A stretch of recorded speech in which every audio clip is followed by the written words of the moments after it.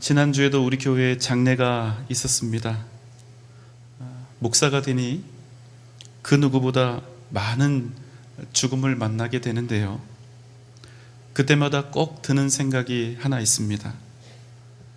만약 우리의 생이 죽음으로 그저 맞춰진다면 우리 인생처럼 불행한 것이, 불쌍한 것이 또 있을까 하는 것입니다.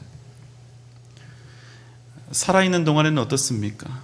그 어떤 생명체보다 고귀하게 또 열심히 땀 흘리며 성실하게 살아도, 그래서 결국 많은 것들을 얻고 이루었을지라도 우리의 생이 죽음이라는 사건을 계기로 완전히 끝나버린다면, 그래서 이 땅에서의 생을 끝으로 완전히 우리의 존재가 소멸해버린다면 결국 우리 인간에게 다가오는 죽음은 그 어떤 생명체의 죽음보다 훨씬 더 불행하고 두렵고 어두운 종말에 불과할 수밖에 없다는 사실입니다. 어떤 분들은 이렇게 말할 것입니다. 그래도 열심히 성실하게 살다가니 그럼 된 것 아닌가? 내 이름 석자를 남기고 가는 것이니 그것으로 된 것이 아닌가? 내가 살았던 시간 동안 나에게 주어진 역할과 책임을 잘 감당하고 떠나는 것이니 그럼 충분한 것 아닌가? 사랑하는 자식들을 남기고 경제적으로, 사회적으로 내 나름의 보람과 업적을 남기고 가는 것이니 그것으로 족한 것이 아닌가? 그럼 그것으로 우리 인생 가치 있게 잘 살다 가는 것 아닌가? 여러분, 맞습니다. 법 어기지 않고 다른 사람들 해끼치지 않고 자신에게 주어진 책임을 다하면서 잘 살다가 이 세상을 떠날 수 있으면 보람 있고 가치 있는 인생이 맞습니다. 분명합니다. 그렇게 좋은 사람들, 좋은 기억들, 좋은 업적들 남기고 떠나시는 분들, 귀한 인생 살다 가시는 것 맞습니다. 그러나 여러분, 그럼에도 불구하고 한 가지, 그분들에게 그 무엇보다 훨씬 더 중요한 문제가 하나 남습니다.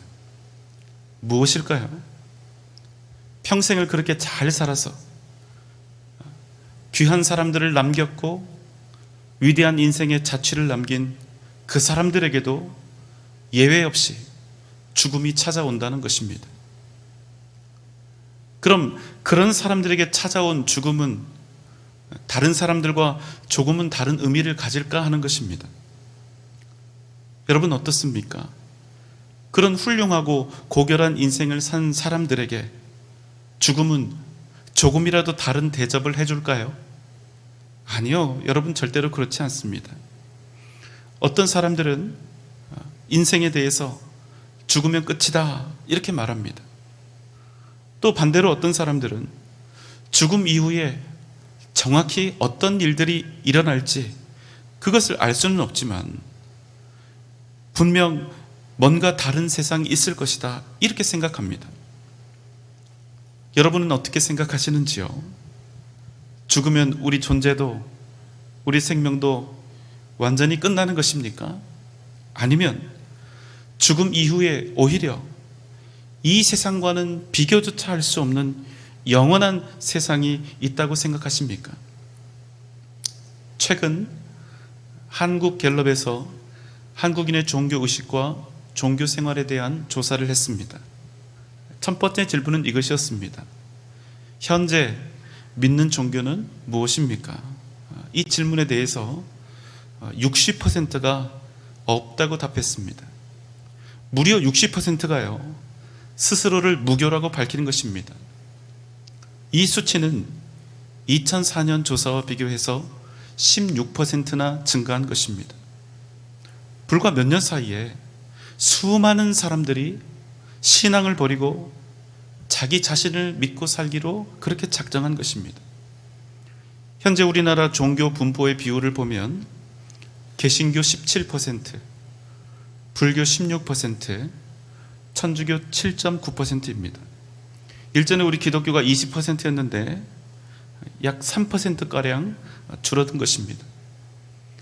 이 17% 중에 기독교 이단을 제외하면 어쩌면 수치가 더 많이 떨어질 것입니다. 그런데 이것보다 더 큰 문제가 있습니다. 종교별 호감도입니다. 불교 20%, 천주교 13%, 개신교 6%입니다.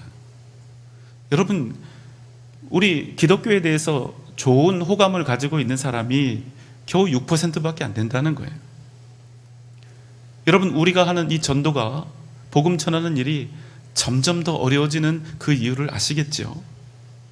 뭔가 예수 믿는 우리에게 큰 문제가 있는 것이 분명합니다. 한 가지 조사가 더 있습니다. 자신을 무교라고 답했던 사람들에게 물었습니다. 그렇다면 당신이 종교를 갖지 않는 가장 큰 이유는 무엇입니까? 이 질문에 대해서 그들은 종교가 현실적인 문제에 답을 주지 못하기 때문이라고 말했습니다. 한마디로 이런 뜻이지요. 이 세상 살아가는 일에 종교가 실제적인 도움이나 유익을 주지 못하기 때문이라는 것이었습니다. 여러분의 생각은 어떻습니까? 왜 우리의 인생에서 예수 그리스도가 최우선이 되지 못합니까? 왜 우리는 하나님 중심, 말씀 중심, 교회 중심의 삶을 살지 못합니까? 어쩌면 우리에게도 믿지 않는 사람들의 생각과 매우 흡사한 그런 마음의 의도가 있지는 않을까요?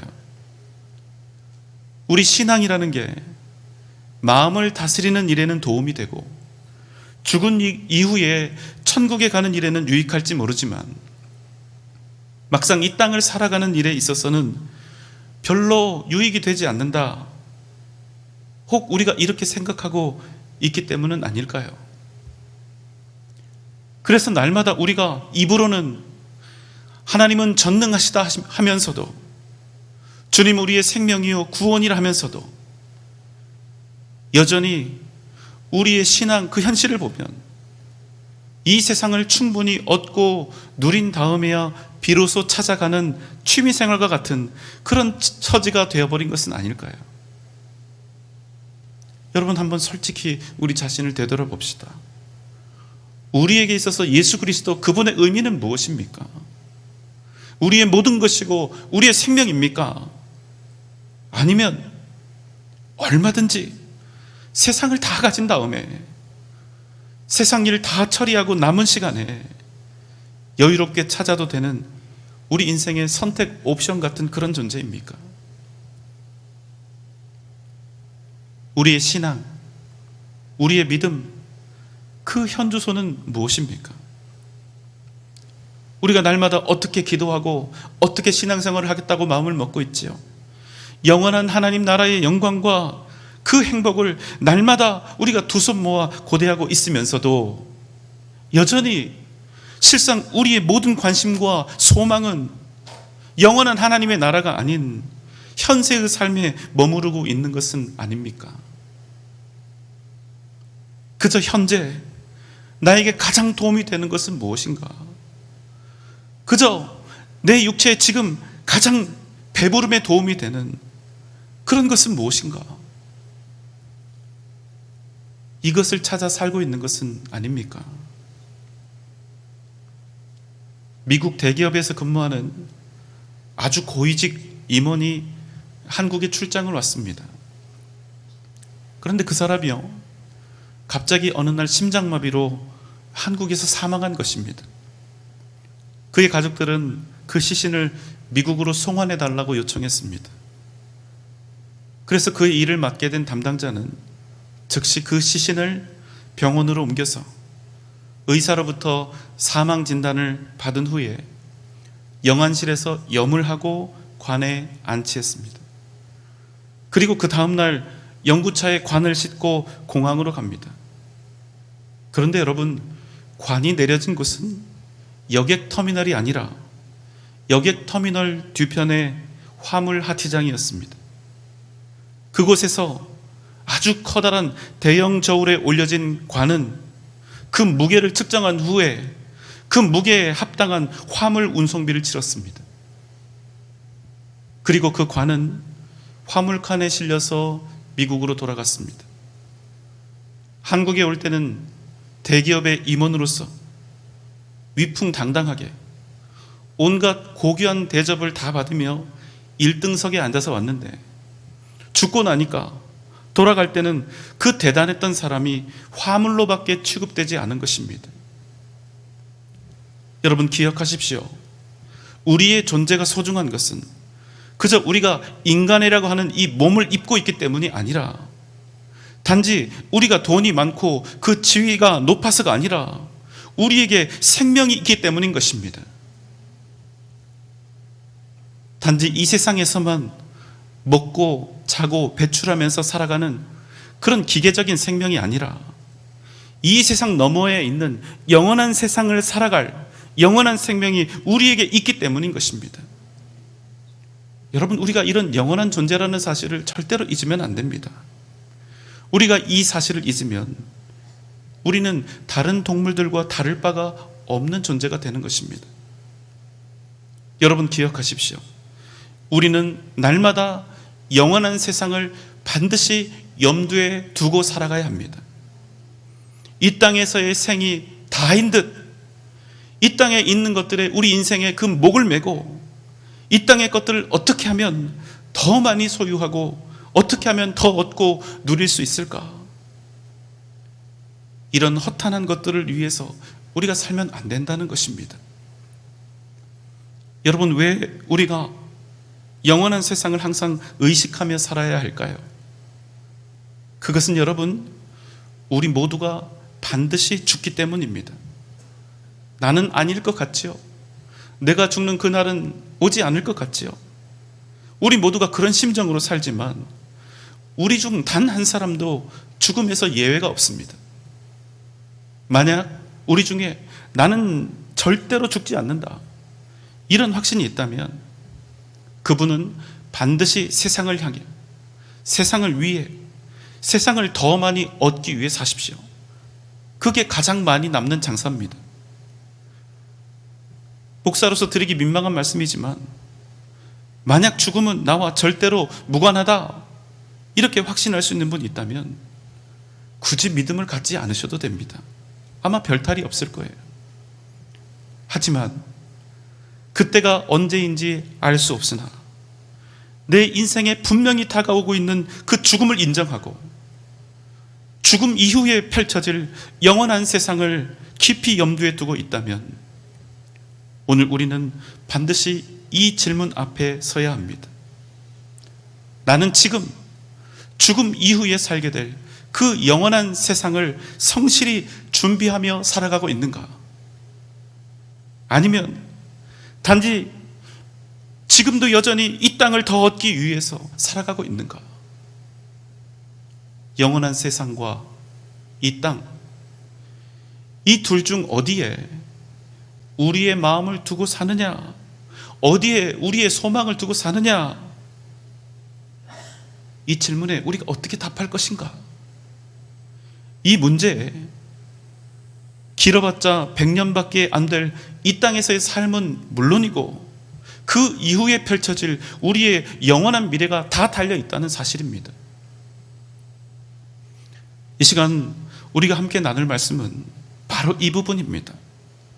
어디에 우리의 마음, 우리의 소망을 두고 살아갈 것인가? 우리 인생의 소망에 관한 것입니다. 베드로전서 1장 3절의 말씀입니다. 우리 주 예수 그리스도의 아버지 하나님을 찬송하리로다. 그의 많으신 긍휼대로 예수 그리스도를 죽은 자 가운데서 부활하게 하심으로 말미암아 우리를 거듭나게 하사 산 소망이 있게 하시며. 방금 전 읽은 말씀의 끝부분에 보면 소망이라고 하는 단어가 나오는데요, 그 뜻이 무엇일까요? 사전에는 소망에 대해서 이렇게 풀어놓았습니다. 어떤 일을 바람 또는 그 바라는 것, 무엇인가를 소망한다는 것은 어떤 것에 대해서 기대하고 갈망하는 것을 말합니다. 그런데 단순히 뭘 바라고 원하는 것이 아니라 내 인생을 걸고 바라는 것, 그것이 여러분 소망입니다. 소망을 품는 것은 좋은 것이지요. 소망은 현재의 어려움과 고난을 극복하고 헤쳐나가게 하는 아주 훌륭한 힘과 동기가 되어줍니다. 지금은 비록 내 삶이 힘겹고 고단하지만 미래에 펼쳐질 좋은 것들을 기대하고 바라며 견디고 이기는 것입니다. 하지만 여러분, 여기서 한 가지 놓쳐서는 안 될 아주 중요한 핵심 사항이 있습니다. 그것은 모든 소망이 다 유익한 것은 아니란 사실입니다. 무슨 말씀입니까? 우리가 품는 모든 소망이 전부 다 살리는 소망, 생명 있는 소망이 되는 것은 아니라는 것입니다. 잘못된 소망을 품으면 오히려 해를 입고 결국 멸망에 이를 수밖에 없는 것이죠. 그래서 오늘 말씀은 그냥 소망이라고 하지 않고 굳이 산 소망이라고 하는 것입니다. 오늘 말씀인 베드로전서는 예수님의 수제자였던 베드로가 믿음을 지키기 위해 온갖 핍박을 당해야 했던 초대교회 성도들을 위해서 썼습니다. 기독교가 로마 황제에 의해서 공인되었던 313년 이전, 그때까지 기독교인들은 가족들로부터 버림받았으며 경제적, 사회적으로 완전히 고립되었습니다. 짐승처럼 다루어졌고 짐승처럼 죽임을 당했습니다. 정복자였던 로마 제국의 황제들은 나를 너희들의 구주로, 너희들의 신으로 섬기라 강요했습니다. 스스로 숭배의 대상이 되고자 했던 것이지요. 그렇지만 그 일에 가장 걸림돌이 되는 자들이 있었습니다. 그리스도인들이었습니다. 이에 특별히 도미티안 황제는 로마 제국 내에 있는 모든 기독교인들을 죽이고 혹 포로로 잡은 자들이 있다면 사자밥이 되게 하라, 이렇게 명령했습니다. 이 때문에 이 세상 어디에도 기독교인들이 거할 곳이 없었습니다. 그저 나는 예수를 모르고 나는 로마 황제를 숭배합니다, 이 한마디면 되었습니다. 그러면 살 수 있었습니다. 그 한마디만 하면 다른 사람들처럼 평범하게 고난당하지 않고 아무것도 빼앗기거나 잃지 않고 가진 모든 것을 다 누리며 잘 살 수 있었습니다. 그렇지만 그들은 예수를 버리지 않았습니다.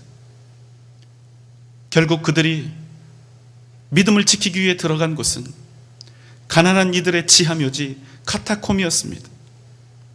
미로처럼 얽혀있는 그 길이 20km를 넘는 어두운 동굴 속, 성도들은 예수를 잃지 않기 위해, 그럼에도 불구하고 예배하기 위해 지하 무덤으로 스스로 들어갔던 것입니다. 그런데 어느 날 로마의 군인들이 카타콤을 습격했습니다. 몇 사람이 붙잡혔습니다. 어떻게 되었을까요? 카타콤 입구 바로 앞에 있는 광장에서 그들을 십자가에 매달았습니다. 여러분, 십자가형을 받으면, 십자가에 달리면 절대로 금방 죽지 않습니다. 아주 오랜 시간 동안 견딜 수 없는 고통을 겪으면서 서서히 죽게 되어 있습니다. 기록을 보면 심지어 죽는 데까지 며칠이 걸린 그런 경우도 있었습니다. 십자가형이 이루어진 그날 늦은 밤이 찾아옵니다. 사형수들을 지키던 군병들도 모두 다 자신들의 숙소로 돌아갑니다. 그럼 짙은 어둠 속 지하 무덤에서 피가 뚝뚝 떨어지는 십자가를 향해 나아가는 아주 작은 발걸음들이 있었습니다. 바로 그들의 아이들이었습니다. 엄마, 아빠, 십자가를 붙잡고 통곡하는 아이들을 향해서 이 부모들이 무슨 말을 했을까요? 너희들은 엄마 아빠처럼 죽지 마라. 엄마 아빠로 족하니 더 이상 예수를 믿지 말라. 여러분, 이렇게 말했을까요? 아니요, 여러분. 만약 그렇게 얘기를 했다면 복음은 결코 지금 우리에게 전해지지 못했을 것입니다. 사랑하는 아들아, 딸아, 엄마 아빠는 지금 천국을 향해 나아가고 있다. 주님을 위해서 죽을 수 있다는 사실이 영광스럽구나. 너희도 평생 예수 그리스도를 버리지 말아라. 주님께서 죽음을 이기고 다시 사신 것처럼 우리도 부활하여 다시 살 것이다. 얘들아, 저 천국에서 우리 다시 만나자. 견딜 수 없는 고통 속에서 죽어가고 있는 이 절체절명의 상황 속에서도 자기 자식들을 향해 그럼에도 예수 그리스도를 붙잡고 살라 외칠 수 있었던 가장 큰 이유는 무엇이었을까요? 그것은 그들에게 부활의 소망이 있었기 때문입니다. 다시 베드로전서 1장 3절의 말씀을 봅니다. 우리 주 예수 그리스도의 아버지 하나님을 찬송하리로다. 그의 많으신 긍휼대로 예수 그리스도를 죽은 자 가운데서 부활하게 하심으로 말미암아 우리를 거듭나게 하사 산 소망이 있게 하시며. 아버지 되신 하나님께서 우리에게 산 소망, 살리는 소망, 생명 있는 소망을 주셨는데 무엇을 통해서 주셨다고 합니까? 그의 많으신 긍휼하심, 그 사랑하심을 따라 예수 그리스도를 죽은 자 가운데서 부활하게 하심으로 우리에게 산 소망을 주셨다는 것입니다. 우리 같은 죄인들에게 생명 있는 소망을 주시기 위해 하나밖에 없는 아들을 십자가에 기꺼이 내어주신 하늘의 아버지, 이는 하나님께서 우리를 생명 다해 사랑하시며 주님께서 사망 권세를 이기신 것은 우리 또한 죽음을 이기고 다시 살 것을 확증하신 것입니다. 하나님께서 죽음도 능히 이길 산 소망을 우리에게 주신 것입니다. 그래서 여러분, 믿는 우리는 죽음을 두려워하지 않습니다. 그래서 우리는 이 세상의 일로 말미암아 일희일비하지 않습니다. 그렇게 우리는 이 세상이 아닌 영원한 세상을 구하며 세상 앞에 담대히 나아가 오직 믿음으로 살아가는 것입니다. 여러분, 아멘입니까? 4절 말씀입니다. 썩지 않고 더럽지 않고 쇠하지 아니하는 유업을 잊게 하시나니 곧 너희를 위하여 하늘에 간직하신 것이라. 하나님께서는 우리를 위해서 하나님 나라의 영원한 유업을 준비하셨습니다. 그것들은 절대로 썩지 않습니다. 절대로 더럽혀지지도 않습니다. 쇠하지도 않는 하늘의 유업입니다. 여러분, 산 소망과 죽은 소망의 차이는 무엇일까요? 산 소망은 절대로 변하지 않을 영원한 것들에 우리의 소망을 두는 것입니다. 영원한 세상과 영원한 생명에 우리의 소망을 두고 사는 것입니다. 반대로 죽은 소망은 무엇입니까? 변하고 썩고 없어지고 사라지고 빼앗길 일시적이고 한시적인 것들에 소망을 두는 것입니다. 여러분, 잘 들어보십시오. 우리가 이 땅을 살아가는 동안 범할 수 있는 가장 어리석은 일이 무엇인 줄 아십니까? 그것은 영원한 하나님의 나라에서 영원한 생명을 살게 될 고귀한 우리가 유한한 이 땅에, 썩어 없어질 이 땅의 것들에 소망을 두고 사는 것입니다. 유명한 기독교 변증가인 C.S. 루이스는 그의 책 순전한 기독교에서 다음과 같이 적고 있습니다. 소망을 가진다는 것은 눈에 보이는 이 세상을 떠난다는 뜻이 아닙니다. 역사를 더듬어 보면 이 세상을 위해 가장 많이 일한 그리스도인들은 바로 다음 세상에 대해 가장 많이 생각했던 이들이었음을 알게 된다. 그리스도인들이 힘을 잃은 것은 더 이상 다음 세상에 대해 생각하지 않았기 때문이다. 하나님의 나라, 영원한 세상을 바라고 구하면 이 세상은 덤으로 얻게 된다. 그러나 이 세상을 구하면 이 땅과 영원한 세상 둘 모두를 다 잃게 된다. 사랑하는 여러분, 우리는 반드시 영원한 것들을 구하며 살아가야 합니다. 오직 예수 이름, 그 영원하신 이름을 붙잡고 살아가야 합니다. 우리를 위해 십자가에 달리신 예수 그리스도, 죄와 사망의 권세를 이기고 다시 사신 부활의 주님을 의지하며 살아가야 하는 것입니다.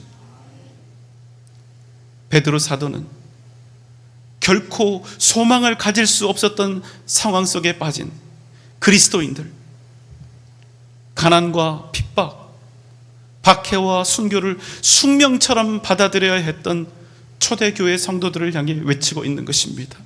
아니다, 너희에게는 여전히 소망이 있다. 그냥 소망이 아니라 산 소망, 생명 있는 소망이 있다. 왜냐하면 우리에게는 여전히 죽음을 이기고 다시 사신 예수 그리스도가 계시기 때문이다. 시편 42편 5절의 말씀입니다. 내 영혼아, 네가 어찌하여 낙심하며 어찌하여 내 속에서 불안해하는가? 너는 하나님께 소망을 두라. 그가 나타나 도우심으로 말미암아 내가 여전히 찬송하리로다.